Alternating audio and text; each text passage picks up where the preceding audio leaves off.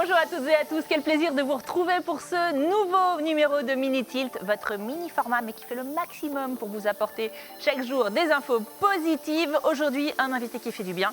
Et rien que le nom, c'est un programme Nicolas Merveilleux, bonjour. Bonjour. Monsieur Merveilleux, mais que c'est cool de s'appeler comme ça. Vous êtes président directeur général de la maison Rémy Garnier. Alors si vous ne connaissez pas la maison Rémy Garnier, ça va être une découverte, c'est une petite pépite de notre Val-de-Loire. C'est, on va dire, le patron du bronze.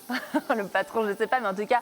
Une entreprise du bronze en France. Ouais, le fleuron, je vais dire, du bronze français à Château-Renaud qu'on va découvrir tout à l'heure. Dans notre rubrique de soutien à la culture, la bamboche, ça continue. On va parler avec Clément Quentin. Salut Clément. Bonjour Émilie. De retour dans l'émission pour la maison de Bégon, qui s'associe à d'autres associations à Blois pour nous inviter à participer à une grande œuvre collective. Ça s'appelle Vue de ma fenêtre. On va le découvrir tout à l'heure. Et puis on va commencer avec de la solidarité étudiante puisque l'université de Tours s'organise et c'est Daphné Chardon qui est venue nous en parler. Trop bien de te retrouver Daphné. Trop bien aussi. T'es en forme? Très bien, ouais, tout va bien. Daphné, elle est venue avec des cookies aujourd'hui.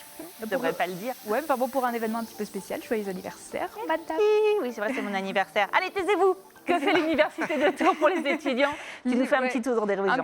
Un petit tour ouais, de tous les événements un petit peu solidaires pour les étudiants. On sait que la situation est quand même très compliquée pour eux, notamment ceux qui sont en première année, qui arrivent sur Tours, qui connaissent peut-être personne. Je voulais d'abord parler d'aide alimentaire.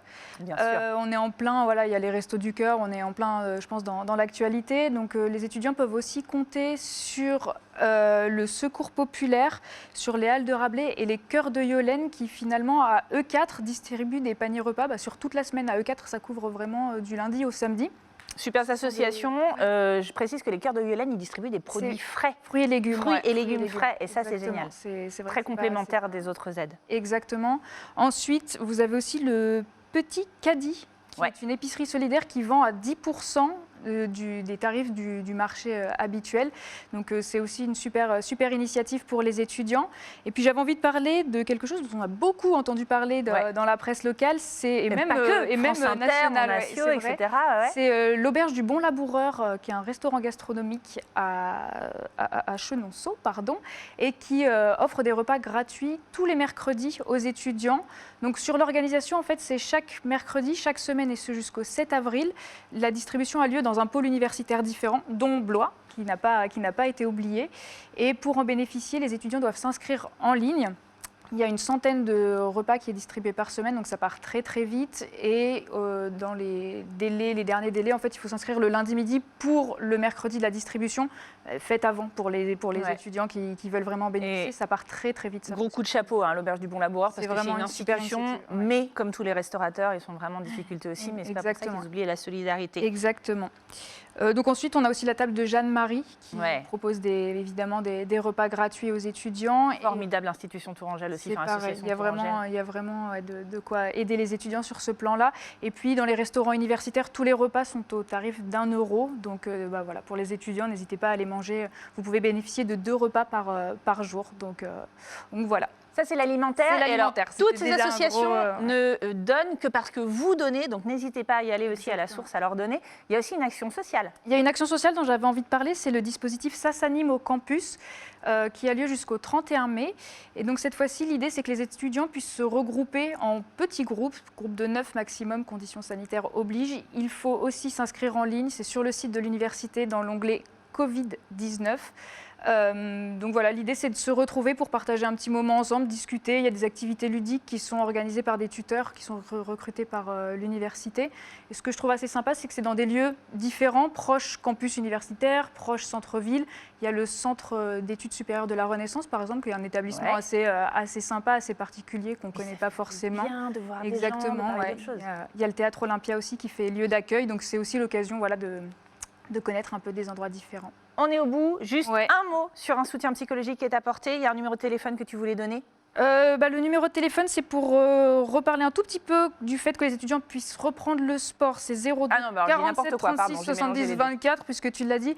Soutien psychologique, c'est simplement qu'il y a une psychologue supplémentaire. Ils sont 3 désormais et tout est complètement gratuit pour les étudiants qui voudraient prendre une consultation en présentiel ou en visio si jamais ils ne peuvent pas se déplacer. Voilà. Merci Daphné. Il y a plein d'infos à les retrouver, vous qui êtes étudiants, sur le site de l'Université de Tours. allez-y, bien entendu. Allez, direction tout de suite Château-Renaud pour découvrir le fleuron du bronze français. Si, le fleuron. Il n'y en a pas beaucoup des entreprises d'ailleurs.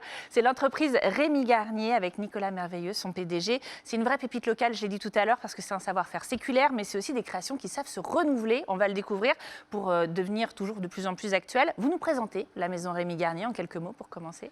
Alors pour commencer, joyeux anniversaire. Ah, merci. Arrêtez. Et donc la maison Rémi Garnier, c'est une maison qui date de 1832. Donc maison parisienne au départ de 1832, qui est bronzier d'art. Donc bronzier d'art, ça veut dire quoi? C'est-à-dire qu'on travaille le bronze sous toutes ses formes. On achète, nous, du bronze en lingots, c'est-à-dire qu'on part vraiment de la matière brute et on la transforme en objet beaucoup plus élaboré, évidemment. Donc, par exemple, cette crémone qui est vraiment emblématique de la maison. Pourquoi? Une crémone? Je ne connaissais même pas le mot. Alors les crémones, en fait, on les connaît, on les voit sans les voir. C'est sur ces fenêtres, exactement. C'est-à-dire qu'on tourne le bouton et les tringles montent et descendent et viennent fermer la fenêtre. Et en fait, Rémi Garnier, donc la maison, est un des inventeurs de la crémone. Montrez-le bien, voilà, à la caméra de Jérémy qui va nous le montrer. Là, montrer cette crémone. Voilà, magnifique. Donc Rémi Garnier a déposé des brevets. Donc Monsieur Garnier à l'époque, 1832, a déposé des brevets pour cette crémone. Et celle-ci est très particulière parce que je ne sais pas si on voit à l'écran en zoomant, mais ici on a le blason de la mairie de Paris. Ah ouais. Et donc Rémi Garnier fournit la mairie de Paris ou l'hôtel de ville depuis 1871. Donc 1871, la commune, l'hôtel de ville brûle.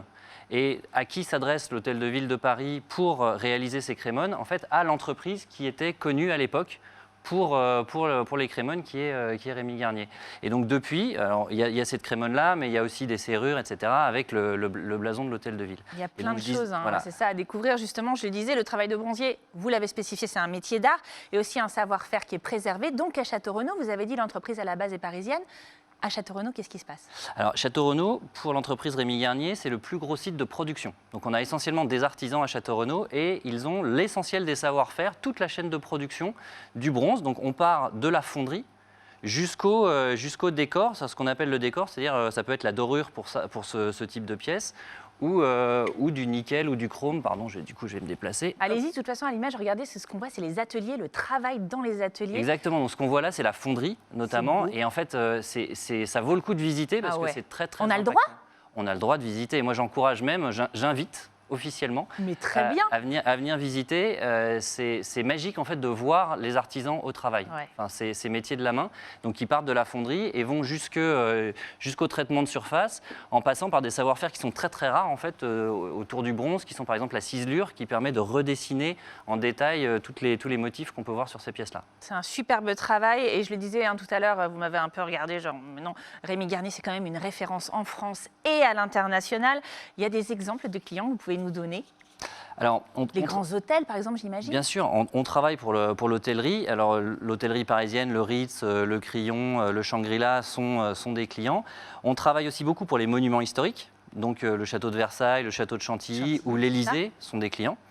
Et puis ensuite, on va avoir beaucoup de résidentiels privés. Donc là, on n'a pas le droit de donner les noms des clients. Mais ce qui est important, c'est que nous, en tant que particuliers, si on veut vraiment investir dans des objets d'art tels que ceux que vous proposez, on peut le faire. D'ailleurs, il y a des choses un peu plus simples et beaucoup plus modernes avec lesquelles vous êtes venus, les poignées de porte là qu'on voit juste Exactement, donc on ne fait pas juste la décoration de Versailles, on fait aussi aujourd'hui beaucoup de contemporains. Avec des décorateurs qui dessinent eux-mêmes leurs poignées et qu'on peut reproduire sur leurs projets. Et puis sinon, on a nos propres collections que les clients particuliers peuvent venir voir. On a un showroom qui est à Paris, mais d'un autre côté, on a aussi des catalogues qu'on peut faire parvenir. Et du coup, n'importe quel particulier peut acheter une poignée Rémi Garnier. Et là, j'imagine c'est plus accessible. Et les produits plus contemporains sont plus accessibles. Mais même dans les produits de style, on a différentes gammes, dont des gammes qui sont plus accessibles et on n'est pas obligé d'avoir la qualité de l'hôtel de ville de Paris. Merci, monsieur Merveilleux. J'adore votre nom, j'ai envie d'en faire un livre bonhomme. Vous savez, madame, on vous le fait tout le temps, j'imagine. Ah bah je vis avec depuis un certain nombre d'années, mais c'est plutôt agréable. C'est génial comme nom. Bon, n'hésitez pas, si vous avez envie de visiter l'entreprise Rémi Garnier à Château-Renaud, de découvrir les ateliers et le travail des artisans à l'intérieur, allez-y de la part de monsieur Merveilleux, qui était en plateau aujourd'hui avec nous, www.remygarnier.fr et puis Parc Industriel Nord à Château-Renaud pour trouver l'adresse. Merci beaucoup. Allez, tout de suite, on soutient la culture dans Mini Tilt avec la bamboche, ça continue.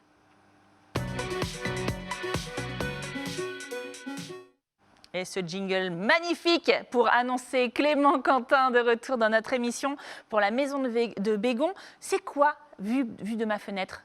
Vue de ma fenêtre, c'est un appel à participation qu'on a lancé avec avec plusieurs. Je les ai notés. La maison de Bégon, la LCV, la maison de Provence, la Chrysalide, l'espace Quinière Rosa Parks, l'Alep et l'espace Mirabeau. Bah, j'ai plus besoin de mes. Eh ben voilà, plus besoin de fiches.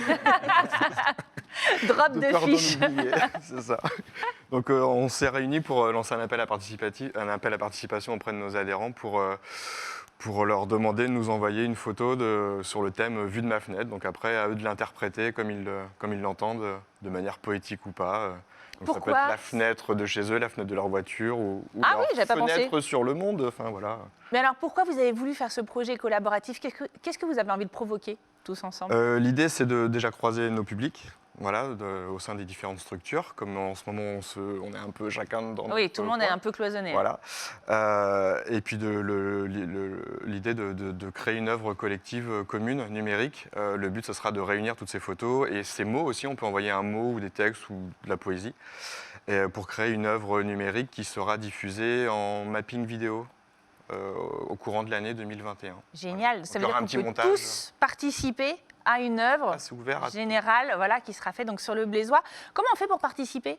Il suffit de prendre une photo avec son téléphone et puis de Envoyer l'envoyer un par petit mot. mail vue de ma fenêtre 41@gmail.com. Très bien. Ça veut dire qu'on peut tout faire. On peut mettre du texte, on peut mettre. Ah oui. Là, comment vous allez vous débrouiller pour mettre tout ça ensemble? Ça, c'est notre sauce à nous. Ah là là, mon Dieu, comme je n'aimerais pas être le monteur. Mon Dieu. Donc ça, c'est un super projet. Ça nous réveille un petit peu. Ça nous permet de tous pouvoir se retrouver. Il y a d'autres choses prévues pour la maison de Bégon dans les semaines qui viennent. Vous en êtes où là? Oui, ça On est va. en train de réouvrir les portes On après survit. Bon, regarder par la on a profité fenêtre. un peu de tout ça pour remettre plein de choses à plat et on survit. Et du coup, on repart de plus belle. Voilà, avec des projets tels que un plateau télé, Mais oui, c'est vrai. sans faire concurrence à. Ah non, mais pas du tout. Ça y est, Au il y a la place contraire. pour tout le monde dans le paysage audiovisuel tourangeau et Et les en Oies. fait, nous, notre projet, le but de notre association, c'est aussi de créer des projets comme ça et que les habitants et les autres associations se l'approprient et le fassent vivre. Donc là, on est en phase d'expérimentation, notamment pour le plateau télé. Et le but, c'est que les associations, les gens, enfin les habitants, tout simplement, se l'approprient. S'en emparent, c'est ça. Et viennent et le fassent vivre. Voilà. Eh bien, emparez-vous de tout ce projet de la maison de Bégon. Envoyez donc vos photos, vos textes, tout ce que vous voulez à vue de ma fenêtre 41@gmail.com. C'est jusqu'au 31 mars. Et l'œuvre, on la découvrira quand?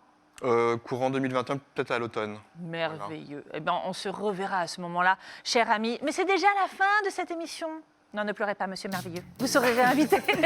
Volontiers. On se reverra. Allez découvrir l'entreprise Rémi Garnier à Château-Renaud. Allez découvrir le travail des artisans de ce fleuron du bronze français. Merci beaucoup aussi, monsieur Clément Quentin. Merci. Et merci à Daphné. Et joyeux anniversaire à moi. À demain sur TV Tour Val de Loire. Salut.